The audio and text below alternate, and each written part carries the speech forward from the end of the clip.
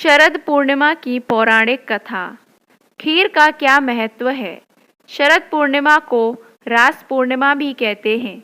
मान्यता है कि भगवान श्री कृष्ण ने राधा रानी और गोपियों के संग शरद पूर्णिमा की रात महारास रचाया था। शरद पूर्णिमा को व्रत रखकर पवित्र नदियों में स्नान करते हैं और उसके बाद अपनी क्षमता के अनुसार दान करते हैं।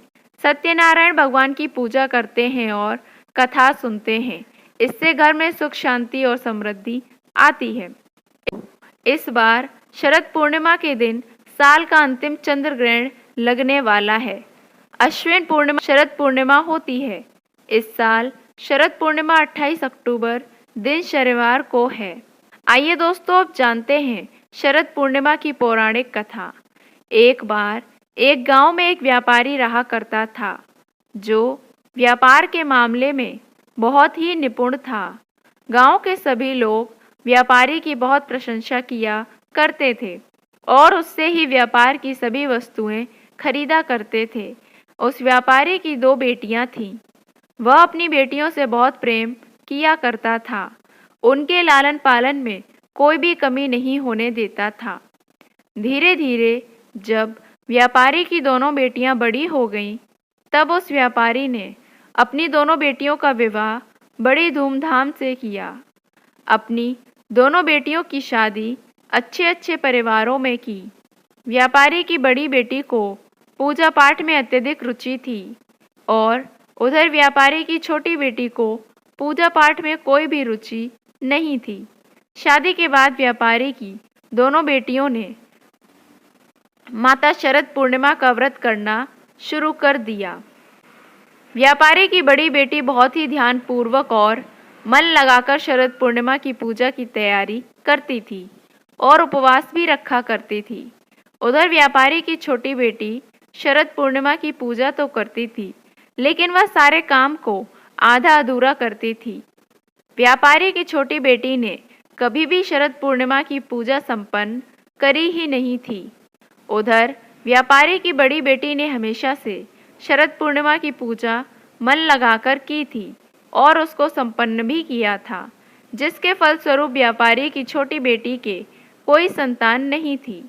जब भी कोई संतान होती थी तो वह तुरंत मर जाती और उधर व्यापारी की बड़ी बेटी को संतान की प्राप्ति हुई और उसके बच्चे सही सलामत और स्वस्थ हुए। यह देखकर उस व्यापारी की छोटी बेटी बहुत परेशान हो जाती है और उसने एक ब्राह्मण के पास जाने का निर्णय किया। जब व्यापारी की छोटी बेटी ने ब्राह्मण के पास जाकर उनसे पूछा कि महाराज, मेरे जब भी कोई संतान होती है वह मर क्यों जाती है, और मेरी बड़ी बहन की जब भी कोई संतान होती है तो वह स्वस्थ रहती है, ऐसा मेरे साथ क्यों होता है। जिसके बाद उस ब्राह्मण ने व्यापारी की छोटी बेटी से कहा कि तुमने जो अपराध किया है उसका फल तुमको मिल रहा है, जिसके कारण तुम्हारी कोई भी संतान होती है वह मर जाती है। यह सुनकर वह आश्चर्यचकित हो गई और तभी व्यापारी की छोटी बेटी ने ब्राह्मण से पूछा कि कैसा अपराध हुआ है, मुझसे आप बताइए। तब ब्राह्मण ने व्यापारी की छोटी बेटी को बताया कि तुमने कभी भी शरद पूर्णिमा का व्रत और उनकी पूजा कभी पूरी नहीं की है, उसको हमेशा आधा अधूरा छोड़कर खत्म किया है, जिसके कारण तुमको यह कष्ट झेलना पड़ रहा है। जिसके बाद व्यापारी की छोटी बेटी ने ब्राह्मण से इसका उपाय पूछा। तब उस ब्राह्मण ने व्यापारी की छोटी बेटी से कहा, तुम एक बार फिर से शरद पूर्णिमा का व्रत करना शुरू कर दो और इस बार उनकी पूजा पूरी करना। जिसके बाद व्यापारी की छोटी बेटी ने ब्राह्मण की बात मानकर शरद पूर्णिमा की पूजा करने की तैयारी करने लगी और व्रत भी रखा।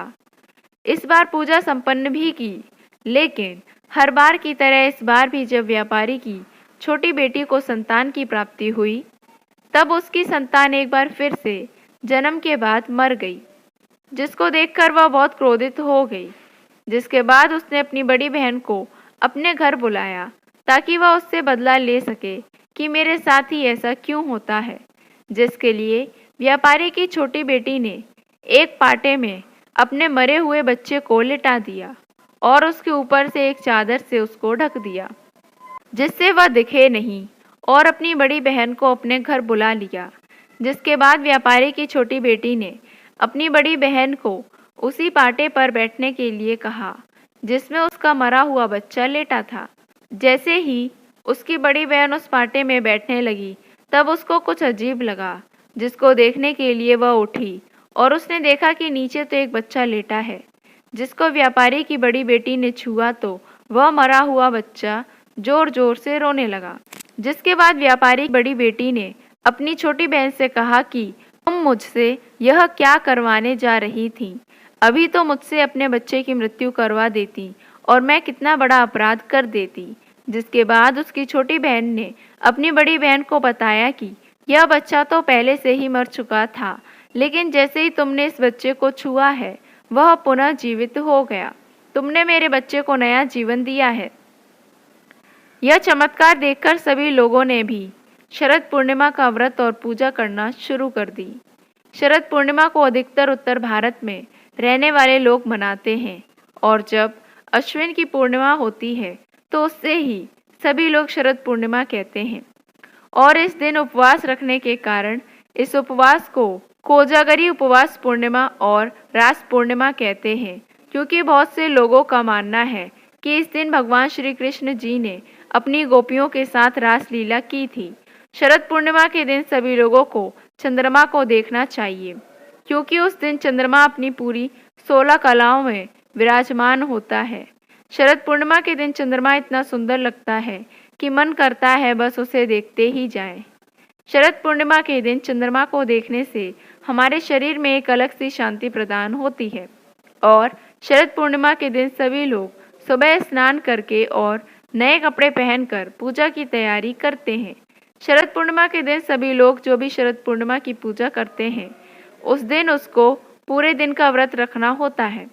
शरद पूर्णिमा के दिन देवी लक्ष्मी की पूजा की जाती है, और जैसे जैसे शाम होती है तो शाम के समय ही माता लक्ष्मी जी की पूजा की जाती है। पूजा करने के बाद सभी लोग चंद्रमा के पास जाते हैं, चंद्रमा को देखकर अपना व्रत खोलते हैं, बहुत सारे गाने गाते हैं, खीर बनाते हैं, जिसको खाकर बहुत सारा आनंद प्राप्त करते हैं। बहुत से लोगों का मानना है कि शरद पूर्णिमा वाले दिन रात में चंद्रमा से अमृत की वर्षा होती है, जिसके कारण सभी लोग खीर बनाकर अपनी छत में जाकर खीर को रख देते हैं। जब रात के 12 बज जाते हैं, तब सभी लोग चंद्रमा की पूजा करते हैं, उस खीर का सेवन करते हैं, और ऐसा माना जाता है कि जो भी मनुष्य और औरत शरद पूर्णिमा का व्रत रखते हैं, उसकी सारी इच्छाएं पूरी होती हैं। दोस्तों, उम्मीद करते हैं आपको यह कहानी रोचक लगी होगी। धन्यवाद।